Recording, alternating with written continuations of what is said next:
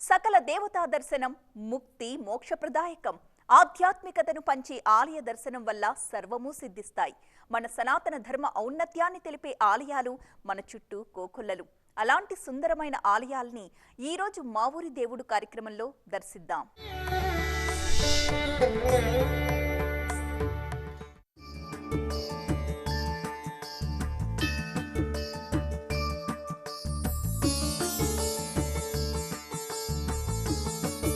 శ్రీ ఆంజనేయమని స్మరిస్తే చాలు అభయాన్నిచ్చే భక్త వరదుడు. 11 ప్రదక్షిణలు చేస్తే కోరిన కోరికలు తీర్చే వాయుపుత్రుడు.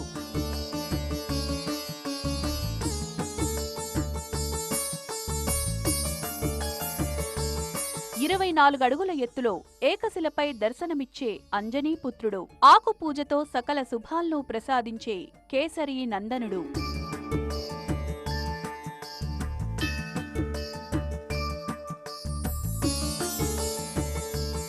11 ప్రదక్షిణలు చేసి మనసులోని కోరికను నివేదిస్తే తప్పకుండా కోరికలు నెరవేర్చే హనుమంతుడు గుంటూరు జిల్లాలో చినకాశీగా ప్రసిద్ధి చెందిన పొన్నూరులో కొలువుతీరి ఉన్నాడు.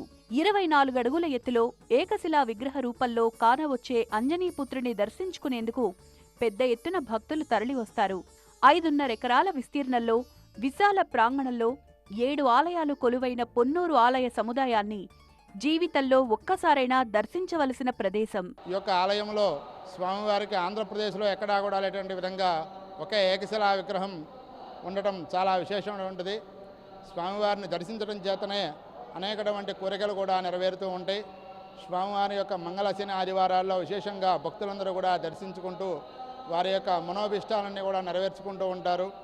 శ్రీ స్వామివారికి విశేషంగా 108 ప్రదక్షిణాలు కానీ 27 కానీ 11 ప్రదక్షిణాలు కానీ అట్లా చేసినట్లా వారి యొక్క సంతానం లేని వారికి సంతానం కలుగుతుంది, వివాహం కాని వారికి వివాహం అవుతుంది. ఏదైనా పిల్లలు ఉద్యోగాలు ఆటంకాలు ఉండేటువంటి ఆటంకాలన్నీ కూడా తొలగిపోయి వాళ్ళకి సకల శుభాలు కూడా చేకూరుతాయి. మేము బోస్టన్ నుంచి వచ్చామండి. ఇండియా వచ్చినప్పుడల్లా టెంపుల్కి వస్తాము. సో స్వామివారు బాగా పవర్ఫుల్, మాకు బాగా నమ్మకము. సో టెంపుల్ కూడా చాలా పురాతనమైనది కాబట్టి చాలా బాగా అనిపిస్తుంది మాకు. ఎప్పుడు విజిట్ చేస్తాం టెంపుల్ కంపల్సరీగా.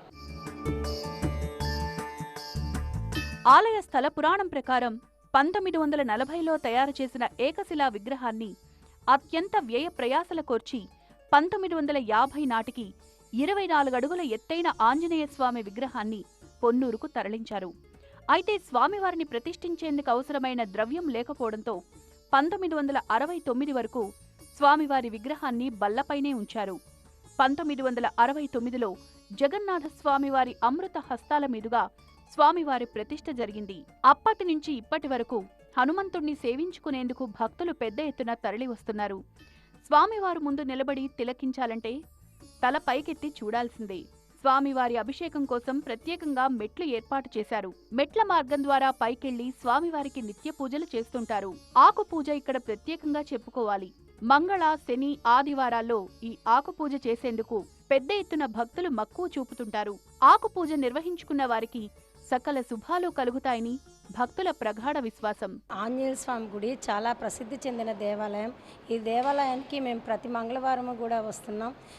ఈ స్వామివారిని దర్శించుకున్న వాళ్ళకి వాళ్ళ కోరికలన్నీ కూడా నెరవేరుతూ ఉన్నాయి.